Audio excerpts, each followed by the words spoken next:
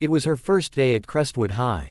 The bell had just rung, and students flooded into the hallways like a tidal wave of noise, laughter, and chaos. In the middle of it all, stood Alina, small-framed, shy-eyed, her backpack hanging awkwardly off one shoulder. She clutched a stack of books tightly to her chest, silently navigating the sea of strangers. She didn't talk much. She never did. Not since her mother died last year. She had transferred from another town where things were already hard. Now, in this new school, she was just a quiet new girl. No friends. No allies. Just a heart weighed down with grief and a mind racing with anxiety. And that's when they noticed her.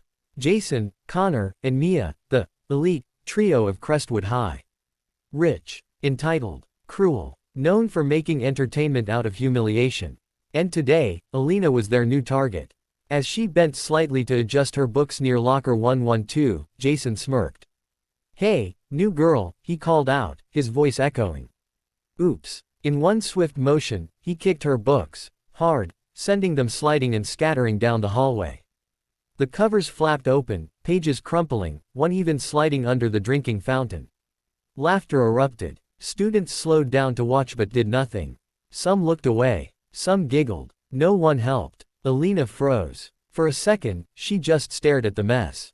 Her hands shook. Her vision blurred as tears threatened to spill. She had promised herself she wouldn't cry. Not again, not in front of strangers. Mia stepped in close, whispering, "What's the matter? Can't cry for mommy anymore." The words punched her like a brick. Alina dropped to her knees silently, collecting her books with trembling fingers. She wanted to disappear. But then, something inside her snapped. It wasn't just the insult. It wasn't just the books. It was everything, the bullying, the silence, the loss, the pretending to be okay. She slowly stood back up.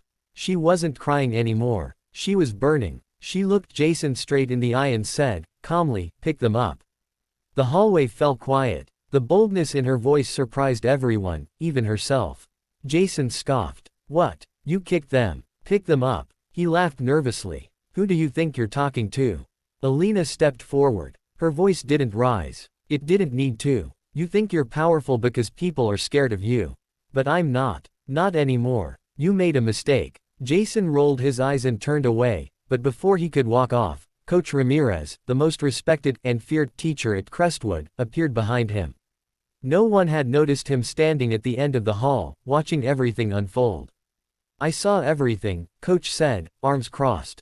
"You three. Office. Now." Mia's face went pale. Connor stammered. Jason tried to talk back, but the stern look from Coach shut him up instantly.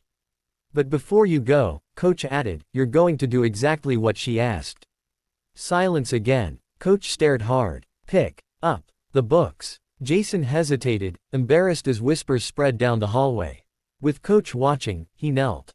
So did Connor. Then Mia. One by one, they picked up the books, not with their hands at first, but awkwardly with their teeth, trying to lighten the moment like it was a joke.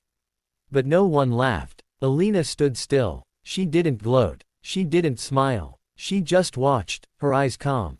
Because something bigger than revenge had just happened. Weeks later, Alina walked the halls with her head up. Not because she wanted attention, but because she finally realized she deserved to take up space.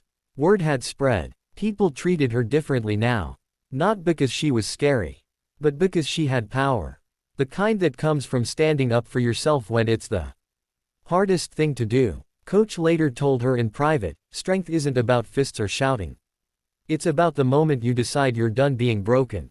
She never forgot that. And strangely, weeks later, Jason passed her a note in class. No words, just an apology scribbled across the corner. She never replied. She didn't need to. Her story had already been written, and this chapter was hers. Message for viewers. Sometimes silence is mistaken for weakness, and kindness for fear. But everyone has a breaking point, and a rising point. If you're going through something, speak up, stand firm, and never underestimate your quiet strength. Bullies only win if you let them. Your voice, your courage, even if it shakes, can change everything.